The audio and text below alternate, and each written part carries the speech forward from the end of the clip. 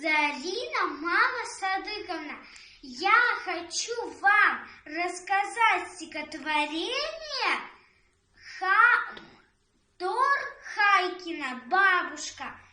Ходит наша бабушка, палочкой стуча. Говорю я бабушке: вызови врача, выпьешь ты лекарства, будешь ты здорова. Немножко будет горько, ну что же там такого? Ты потерпишь чуточку, а уедет врач,